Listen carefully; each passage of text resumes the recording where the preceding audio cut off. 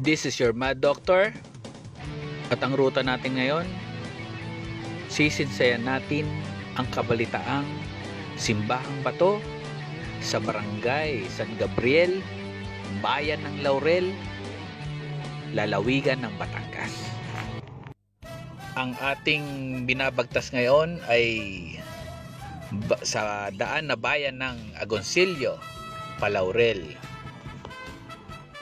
Kaya inyo ngayong natatanawan ang lawa ng Taal ay gawa ng walang tigil na pag-ulan.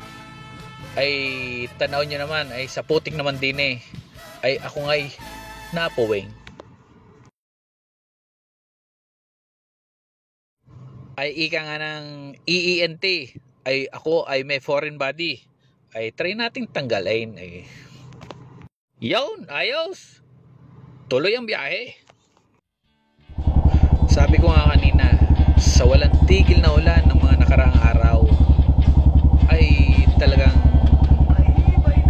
kitang kita naman natin din ay umawas na sa kalye ang tubig o lawa ng Taal. Upang makatawid sa kabila ay dapat ay magbalsa 20 pesos. Ay walang problema sa 20 pesos. Ang problema ay basa ang aking bota, basa ang aking medyas. Kaya ngayon U-turn tayo. Ang ating dadaanan ng ruta ay yung Patagaytay at doon tayo lulusong sa likod ng Canyon Woods pababa ng Laurel.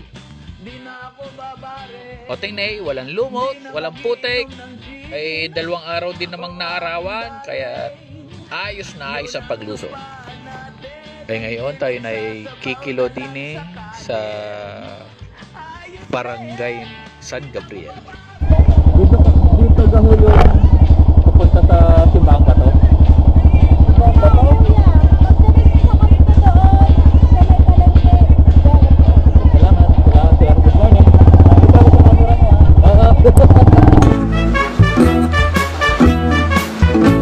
Sa ating huntahan, ihayag ang iyong alaman. Ang wikang Batangan, binibidang kayamanan. Salitang kinagisnan, nasa puso at isipan. Ika'y Batanggenyo, ang punto ay tangan-tangan. Mga Repa Pips, ay syempre dapat tayo mag-lag at protocol yun ng bawat barangay bago tayo pumasok sa kanilang ikangay nasasakupan. Batanggenyo ka, alaman ko na. May hayor ang iyong dila.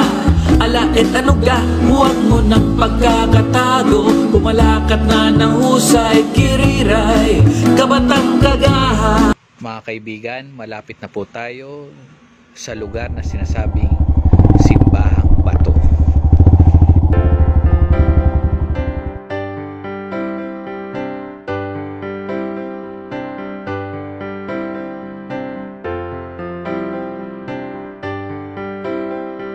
Dine ka na isinilang sa lalawigan ng matatapang.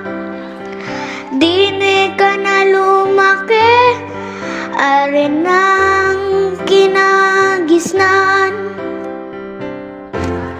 Kaya mo yan, kabayan. Hindi susuko kabatang. Kahit anong trahedya, nakatayo at lumalaban. Kahit anong mangyari, ang lumikha ay naririyan. Tanging dasal, kabayan. Kapit kami